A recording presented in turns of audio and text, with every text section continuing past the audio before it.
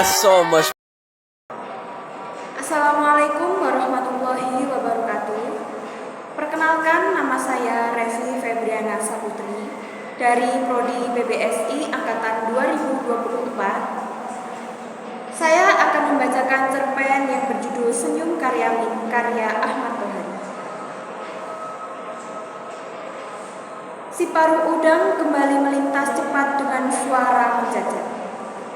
Karyamin tak lagi membencinya karena sadar burung yang demikian sibuk pasti sedang mencari makanan untuk anak-anaknya dalam sarang entah di mana. Karyamin membayangkan anak-anak si paruh udang sedang meringkuk lemah dalam sarang yang dibangun dalam tanah di sebuah tebing yang terlindung. Angin kembali bertiup, daun-daun jati berterbangan, dan beberapa di antaranya jatuh ke permukaan sungai. Daun-daun itu selalu saja bergerak, menentang arus karena dorongan angin. "Jadi kamu sungguh tak mau makan, Min?" tanya Saidah ketika melihat Karyamin pergi. "Tidak. Kalau kamu tak tahan melihat aku lapar, aku pun tak tega melihat lenganmu habis karena utang-utang dan kawan-kawan." "Iya, Min. Iya." Tetapi Saidah memutus kata-katanya sendiri karena Karyamin sudah berjalan jauh. Tetapi Saidah masih sempat melihat Karyamin menolehkan kepalanya sambil tersenyum. Sambil menelan ludah berulang-ulang, ada yang mengganjal di tenggorokan yang tak berhasil didorongnya ke dalam. Diperhatikannya Karyamin yang berjalan melalui lorong-lorong liar sepanjang tepi sungai.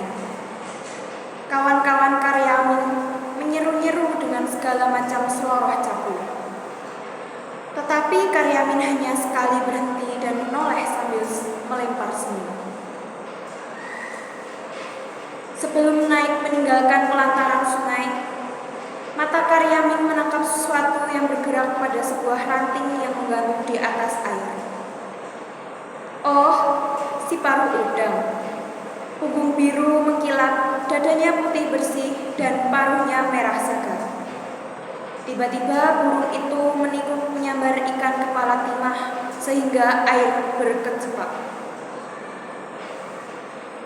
Dengan mangsa di paruhnya, burung itu melesat melintas para pencari batu, naik menghindari rembun gelap gelangan dan lenyap di balik gembul padan. Ada rasa iri di hati Karyamin terhadap si paruh udang.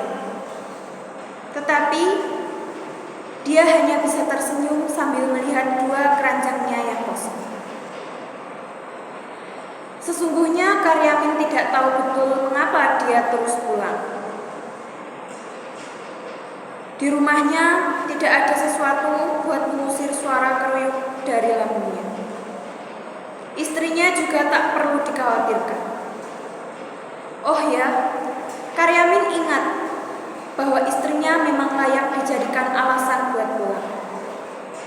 Semalaman, istrinya tak bisa tidur lantaran bisul di puncak pantatnya. Oleh karena itu, apa salahnya bila aku pulang buat menemani istriku yang mulia? Karyamin mencoba berjalan lebih cepat, meskipun kadang secara tiba-tiba banyak kunang-kunang menyerbu ke dalam rongga matanya. Setelah melintasi titian, Karyamin melihat sebuah jambu yang masak. Dia ingin memungutnya, tetapi urung karena pada buah itu terlihat bekas gigitan kampret. Dilihatnya juga buah salak berceceran di tanah di sekitar pohonnya. Karyamin memungut sebuah, digigit lalu dilemparkannya jauh-jauh. Lidahnya seakan terkena air juga oleh rasa buah salak yang masih mentah. Dan Karyamin terus berjalan. Telinganya berdenging ketika Karyamin harus menempuh sebuah tanjakan. Tetapi tak mengapa, karena di balik tanjakan itulah rumahnya. Sebelum habis mendaki tanjakan, Karyamin mendadak berhenti. Dia melihat 2 buah sepeda jeki parkir di halaman rumahnya. Denging dalam telinganya terdengar semakin nyaring. Kunang-kunang di matanya pun semakin banyak. Maka Karyamin sungguh-sungguh berhenti dan termangu. Dibayangkannya istrinya yang sedang sakit harus menghadapi 2 penagih bank harian. Padahal Karyamin tahu istrinya tak mampu membayar kewajibannya hari ini, hari esok, hari lusa, dan entah hingga kapan. Seperti entah kapan datangnya tengkulak yang telah setengah bulan membawa baginya.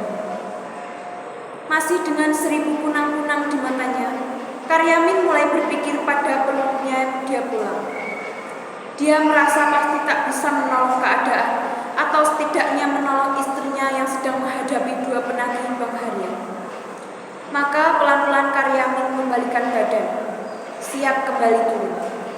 Namun di bawah sana Karyamin melihat seorang laki-laki dengan baju batik motif tertentu dan berlengan panjang. Kopiahnya yang mulai botak kemerahan meyakinkan Karyamin bahwa lelaki itu adalah Pak Pamong. Nah, akhirnya ketemu juga, Min. Kucari kau di rumah tak ada, di pangkalan batu tak ada. Kamu mau menghindar ya? Menghindar? Ya, kamu memang beling, Min. Di gerumbul ini hanya kamu yang belum berpartisipasi. Hanya kamu yang belum setor uang dana Afrika, dana untuk menolong orang-orang yang kelaparan di sana. Nah, sekarang hari terakhir, aku tak mau lebih lama kau persulit. Karyamin mendengar suara napas sendiri. Samar-samar Karyamin juga mendengar detak jantung sendiri. Tetapi Karyamin tidak melihat bibir sendiri yang mulai menyinggung senyum. Senyum yang sangat baik untuk mewakili kesadaran yang mendalam akan dirinya sendiri serta situasi yang harus dihadapinya. Sayangnya Pak Pamong malah menjadi marah oleh senyum Karyamin. Kamu menghina aku, Min? Tidak, Pak, sungguh tidak.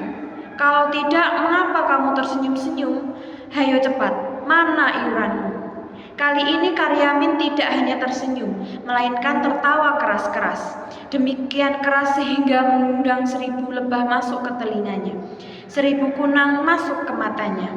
Lambungnya yang kempong berguncang-guncang dan merapuhkan keseimbangan seluruh tubuhnya.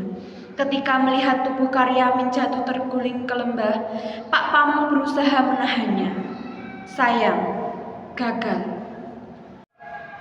Sekian cerpen yang saya bacakan. Wassalamualaikum warahmatullahi wabarakatuh.